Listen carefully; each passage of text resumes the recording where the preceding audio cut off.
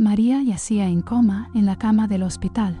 Nadie esperaba que pudiera escuchar a su marido Javier y a la amante de este, Isabel, conspirando junto a su lecho para desconectarla y quedarse con su fortuna. María estaba total y absolutamente consciente, pero incapaz de moverse o hablar para detenerlos. Su única esperanza era intentar comunicarse de alguna forma con la dulce enfermera Ana, quien sospechaba que algo siniestro se gestaba alrededor de su paciente. Oscuridad, silencio. Entonces, poco a poco, una luz tenue se abrió paso en la negrura. Sentí mi cuerpo pesado, inmóvil, como si estuviera enterrada bajo una montaña de arena. Traté de abrir los ojos, de mover un dedo, de emitir un sonido. Nada. Estaba atrapada en mi propio cuerpo, prisionera de un caparazón inerte. Poco a poco, los sonidos del hospital fueron tomando forma. El pitido constante del monitor cardíaco, el goteo del suero, el murmullo distante de voces en el pasillo. Y entonces, las voces se acercaron, haciéndose más claras. Eran Javier e Isabel, discutiendo algo en susurros urgentes justo al lado de mi cama. «Tenemos que hacerlo pronto», siseó Isabel. «No podemos esperar más. Si se despierta, todo se irá al diablo». Lo sé», respondió Javier, sonando angustiado, «pero tiene que parecer un accidente. No podemos levantar sospechas». Mi corazón se aceleró. ¿De qué estaban hablando? ¿Qué querían hacerme? Isabel dejó escapar una risa seca. ¿Quién va a sospechar? Para todos, eres el marido devoto destrozado por el estado de su mujer. Cuando la desconectes, parecerá un acto de misericordia. Un frío glacial me recorrió por dentro. Querían matarme. Y Javier, mi marido, el hombre al que había amado por años, estaba de acuerdo. No podía creerlo. Tenía que hacer algo, tenía que detenerlos. Pero, ¿cómo? Una vez que cobremos el seguro de vida y yo herede todo como indica su testamento, por fin seremos libres, continuó Isabel. Podremos escapar lejos con el dinero, empezar de nuevo. ¿Y qué hay de Clara?, preguntó Javier. ¿Qué pasa con ella? No es tu hija de todas formas. Déjasela a sus abuelos. Nosotros no la necesitamos. Su crueldad me golpeó como una bofetada. Todo este tiempo viví engañada. Compartí mi vida con un monstruo sin saberlo. Luché contra la parálisis con todas mis fuerzas. Necesitaba moverme, gritar, pedir ayuda, pero mi cuerpo seguía inmóvil, como una estatua. La enfermera Ana entró en ese momento. ¿Todo bien?, preguntó, y pude detectar un toque de sospecha en su voz. Ana, dulce Ana, siempre atenta, siempre preocupada por mí. Si tan solo pudiera hacerles saber que estaba allí, atrapada pero consciente. Javier e Isabel mascullaron excusas y se fueron apresuradamente, dejándome a solas con Ana. Ella se inclinó sobre mí, ajustando mis almohadas con cuidado. María, no sé si puedes oírme, susurró. Pero si puedes, quiero que sepas que estoy aquí para ti. No voy a dejar que nada malo te pase. Una lágrima solitaria se escapó de mis ojos cerrados y rodó por mi mejilla. Ana se quedó mirándola, asombrada. María, ¿puedes oírme? ¿Estás despierta? Casi podía oír los engranajes girando en su cabeza. En ese momento, Ana era mi única esperanza. Tenía que encontrar la manera de comunicarme con ella antes de que fuera demasiado tarde, antes de que Javier e Isabel cumplieran su siniestro plan, porque ahora lo único que se interponía entre la vida y la muerte era yo. Los días pasaron en una nebulosa de miedo y desesperación. Atrapada en mi cuerpo inerte, me aferraba a cada palabra, cada susurro, cada pista que pudiera darme una ventaja contra Javier e Isabel. Ana se convirtió en mi ancla, mi única conexión con el mundo exterior. Aunque no podía hablar, me esforzaba por comunicarme con pequeños gestos. Un parpadeo, una lágrima, un leve espasmo en mis dedos. Cada movimiento era una victoria agónica. Fragmentos de conversaciones flotaban a mi alrededor, piezas de un rompecabezas siniestro. Una tarde, escuché a 2 enfermeras cuchicheando durante el cambio de turno. El doctor Méndez sospecha que el coma de la señora García fue inducido por drogas, dijo una de ellas. ¿En serio?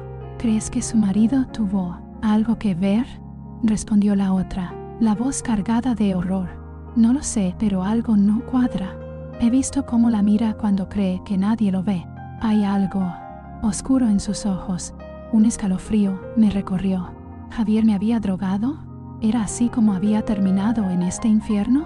Traté de recordar los días previos al coma, pero mis recuerdos eran borrosos, fragmentados. Flash. Javier y yo, discutiendo en la cocina. Los platos se rompen en el fregadero. Eres una inútil, me grita. No sirves para nada. Flash. Pastillas desparramadas en la encimera del baño. El rostro de Javier, contorsionado de rabia, acercándose al mío. ¿Qué clase de madre eres? No mereces a Clara. Flash. Yo, llorando en el suelo, suplicando. Javier me agarra del pelo, forzando algo en mi boca. Trágatelas. Trágatelas. Los recuerdos me golpearon como un mazo. Todo este tiempo había vivido en negación, convenciéndome de que nuestro matrimonio era perfecto, que Javier me amaba. Pero ahora veía la verdad. Había estado viviendo con un monstruo, un hombre capaz de maltratarme, de drogarme, de intentar matarme. ¿Pero por qué? ¿Era solo por el dinero? ¿O había algo más, algo aún más oscuro acechando en los rincones de nuestras vidas? Ana entró en ese momento a revisar mis signos vitales. Se inclinó cerca y me susurró al oído. María, si puedes oírme, parpadea 2 veces. Con un esfuerzo sobrehumano, logré parpadear, no una, sino 2 veces. Ana jadeó. Dios mío, ¿puedes oírme? ¿Estás consciente? Parpadeé de nuevo, luchando contra el agotamiento que amenazaba con arrastrarme de vuelta a la oscuridad. No te preocupes, me aseguró Ana apretando mi mano. Voy a llegar al fondo de esto. No dejaré que te hagan daño. Tú solo aguanta, ¿vale? Aguanta. Lo haré, prometí en silencio, aunque sabía que me esperaba una batalla cuesta arriba, porque con cada día que pasaba, con cada nuevo recuerdo escalofriante que surgía, me daba cuenta de lo poco que sabía realmente sobre el hombre con el que me había casado, y eso me aterraba más que la muerte misma. Mientras yacía en mi prisión de carne y hueso, mis pensamientos derivaban constantemente hacia Clara, mi dulce niña. ¿Cómo estaría lidiando con todo esto? Sabía que su padre era un monstruo. Los recuerdos de su nacimiento, 11 años atrás, inundaron mi mente. Flash. Javier y yo, en la sala de partos, exhaustos pero radiantes de felicidad. La enfermera pone a Clara en mis brazos, una pequeña perfección rosada. Es hermosa, susurro, abrumada por el amor. Javier nos observa, una extraña expresión en su rostro. Flash. Clara, a los 2 años, llorando con un rasgón en su vestido favorito. Voy a consolarla, pero Javier me detiene. No la mimes, dice bruscamente. Tiene que aprender a ser fuerte. Flash. Una discusión susurrada tarde en la noche, cuando creían que estaba dormida. Isabel, su voz afilada como un cuchillo. Ella no es tuya, Javier. ¿Cuándo vas a aceptarlo? María te engañó, te hizo criar a la bastarda de otro. Conmoción. Horror. ¿Yo engañé a Javier? No, no podía ser. Amaba a mi esposo, jamás lo hubiera traicionado así. Pero, si Clara no era de Javier, entonces, ¿de quién? La respuesta me golpeó como un rayo. El viaje de negocios a Cancún, poco antes de que me embarazara. El apuesto desconocido en el bar. Una noche de pasión impulsada por demasiadas margaritas y la soledad. Y luego, la culpa, la vergüenza, enterrando el recuerdo tan profundo que casi me convencí de que nunca sucedió. Hasta ahora. El pitido agitado del monitor cardíaco debe haber alertado a Ana porque entró corriendo a mi habitación. ¿María? ¿Qué sucede? No podía responder, por supuesto, pero las lágrimas fluyeron por mis mejillas en un torrente imparable. Ana trató de calmarme, pero ¿cómo podría? Acababa de descubrir que mi vida entera había sido una mentira. Escucha, dijo Ana urgentemente, tengo nueva información. Ayer, cuando Javier e Isabel pensaban que no había nadie cerca, los escuché discutir. Isabel lo estaba amenazando, diciendo que si no se deshacía de ti, ella revelaría la verdad sobre la paternidad de Clara. Dijo que el verdadero padre es un hombre poderoso, alguien que arruinaría a Javier si se entera. Mi corazón se detuvo. ¿Qué había hecho? ¿En qué lío me había metido? Ana apretó mi mano. No te preocupes. Lo que sea que haya pasado no justifica lo que están tratando de hacerte. Vamos a detenerlos, ¿me oyes? Vamos a luchar. Sus palabras fueron como un bálsamo, un rayo de esperanza en mi oscuridad. Sí, había cometido errores monumentales, pero no merecía morir por ellos. Y Clara, mi inocente niña, no merecía sufrir por mis pecados. Con renovada determinación, me aferré a la promesa de Ana.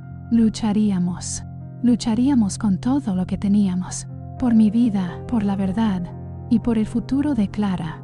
Los días se deslizaron uno en el otro, cada minuto una eternidad en mi prisión corporal. Ana era mi única aliada, mi única ventana al mundo exterior. Cada día me traía nuevas piezas del rompecabezas, fragmentos de conversaciones escuchadas a escondidas y secretos desenterrados. Fue en una de esas largas tardes cuando escuché a Isabel, claramente borracha, irrumpir en mi habitación. Javier trató de calmarla, pero ella no quería saber nada. No me importa si nos escuchan.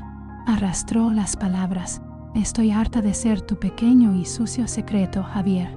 Harta de esperar las migajas de tu tiempo mientras juegas al marido devoto. Isabel, por favor, rogó Javier. Ahora no es el momento. ¿Y cuándo lo será? ¿Cuándo la pequeña princesa Clara crezca y empiece a hacer preguntas? ¿Cuándo se dé cuenta de que su papi es un fraude y su mami una zorra mentirosa? Mis entrañas se retorcieron ante la pura malicia en su voz. ¿Cómo podía alguien estar tan lleno de odio? Podría destruirte, ¿sabes? Continuó Isabel, su voz bajando a un susurro venenoso. Podría ir directamente a la prensa, contarles todo sobre tus pequeños negocios secundarios, o mejor aún, podría encontrar al verdadero papi de Clara y ver cómo reacciona cuando sepa que tiene una hija. No te atreverías, gruñó Javier. Pruébame, a menos que hagas lo que tienes que hacer y te deshagas de tu querida esposa. Entonces, y solo entonces, consideraré guardar tus sórdidos secretitos. Sus pasos se alejaron por el pasillo, dejando un rastro de perfume empalagoso y amenazas. Javier se quedó atrás, su respiración pesada y laboriosa. Maldita seas, María, murmuró. Tú y tu amante pueden pudrirse en el infierno por lo que me importa. Y entonces, otro recuerdo, desatado por sus palabras crueles. Flash. Yo, llorando, suplicando. Javier, por favor, no es lo que piensas. Javier, furioso, fuera de sí. ¿Crees que soy estúpido? ¿Crees que no sé lo que has estado haciendo a mis espaldas? Eres una puta mentirosa. Su mano vuela, conectando con mi mejilla con un chasquido escalofriante. Caigo hacia atrás, aturdida por el golpe y el shock. Flash. Trozos de una discusión telefónica, poco después del nacimiento de Clara. No me importa cuánto cueste. Quiero una prueba de ADN. Tengo que saber si esa bastarda es mía. El rompecabezas empezaba a armarse en mi mente, febril. Javier debía haber descubierto mi infidelidad de alguna manera. Eso explicaría su repentina frialdad después del nacimiento de Clara, su reticencia a conectar con ella. Debía pensar que lo había engañado a propósito, que había querido atraparlo con un bebé que no era suyo. Qué equivocado estaba. Pero, ¿cómo podría explicarle ahora? Atrapada en este cuerpo traicionero, ¿cómo podría hacerle entender que, aunque había cometido un error, mi amor por él siempre había sido real? Tal vez nunca tendría la oportunidad, porque con cada día que pasaba, con cada nueva revelación retorcida, quedaba más claro que Javier no se detendría ante nada para deshacerse de mí y reclamar lo que creía que le pertenecía. El tiempo se estaba acabando. Lo sentía en mis huesos, en el aire cargado de tensión que rodeaba mi cama. Javier e Isabel se estaban impacientando, sus discusiones cada vez más acaloradas y urgentes. Sabía que pronto harían su movimiento final. Ana también lo sabía. Había estado trabajando incansablemente, recopilando evidencia, tratando de construir un caso contra mi marido y su amante. Pero necesitábamos algo concreto, algo irrefutable que pudiera llevar ante la policía. Esa noche, mientras yacía en la oscuridad, escuché a Javier entrar sigilosamente en mi habitación. Se sentó a mi lado, tomando mi mano en la suya. Por un momento, casi podía fingir que era el hombre con el que me había casado, el hombre que había amado, Entonces, habló. Lo siento, María, susurró. Nunca quise que las cosas llegaran a este punto, pero no me dejas otra opción. Mi corazón se aceleró. Esto era todo. Así era como iba a terminar. Te amé, ¿sabes? Continuó. A pesar de todo, una parte de mí siempre te amó, pero no puedo perdonar lo que hiciste. No puedo vivir con la vergüenza de criar a la hija de otro hombre. Quería gritar, llorar, rogarle que me escuchara, pero estaba atrapada, impotente, un testigo silencioso de mi propia sentencia de muerte. Es hora de dejarte ir, dijo Javier, su voz quebrándose. Es hora de que ambos encontremos la paz. Se levantó y se inclinó sobre mí. Sentí sus manos en mi cuello, ajustando el tubo de oxígeno. Estaba cortando mi suministro de aire, asfixiándome lentamente. Puntos negros danzaron en mi visión mientras luchaba por respirar. Justo cuando pensaba que todo había terminado, escuché la puerta abrirse de golpe. «Aléjate de ella», gritó Ana. Javier se sobresaltó, soltando el tubo. Tosí y jadeé, el aire precioso, llenando mis pulmones una vez más. «¿Qué demonios crees que estás haciendo?», gruñó Javier, girándose para enfrentar a Ana. «Evitando que cometas un terrible error», respondió ella, su voz firme y sin miedo. «Todo terminó, Javier. La policía está en camino. Tienen pruebas de todo. El abuso, las drogas, el intento de asesinato. Se acabó». «Estás mintiendo», dijo Javier, pero pude escuchar el miedo en su voz. «¿Quieres apostar?». Ana sacó algo de su bolsillo, una grabadora. «Tengo cada una de sus pequeñas conversaciones con Isabel, aquí. Cada amenaza, cada admisión de culpa, suficiente para hundirlos a ambos». Javier hizo un sonido estrangulado, mitad sollozo, mitad gruñido. Se lanzó hacia Ana, tratando de arrebatarle la grabadora. Forcejearon, golpeando contra mi cama. Yo yacía allí, impotente, un espectador horrorizado de la lucha que decidiría mi destino. De repente, un sonido agudo rasgó el aire. La alarma de mi monitor cardíaco.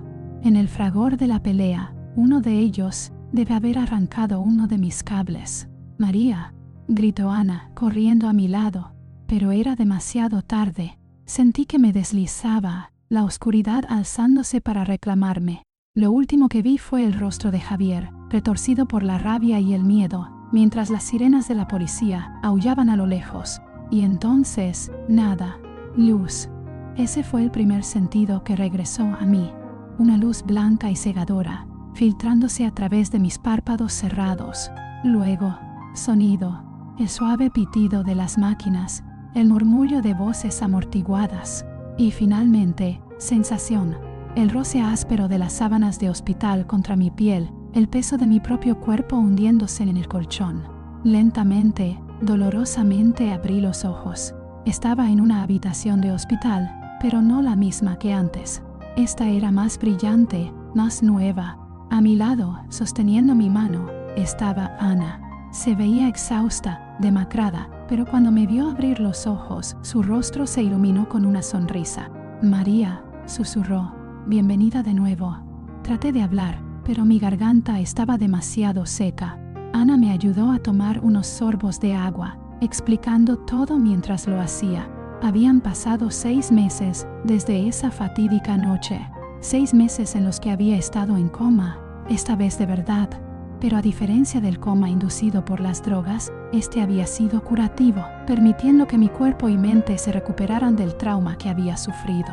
Javier e Isabel habían sido arrestados y estaban esperando juicio.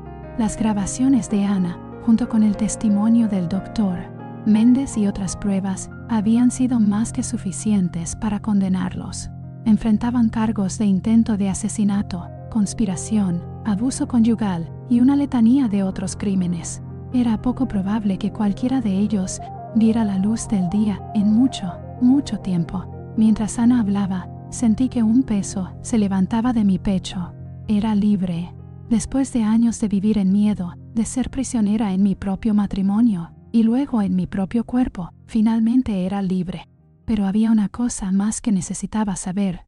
«Clara», dije con voz ronca, «¿dónde está mi hija?».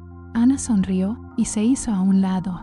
«Allí», Dormida en una silla al otro lado de mi cama estaba mi niña. Se veía más grande de lo que recordaba, su pelo más largo, su rostro más delgado, pero seguía siendo mi Clara, mi bebé. Ha estado aquí todos los días, dijo Ana suavemente, leyéndote, hablándote, esperando que despiertes. Las lágrimas brotaron de mis ojos.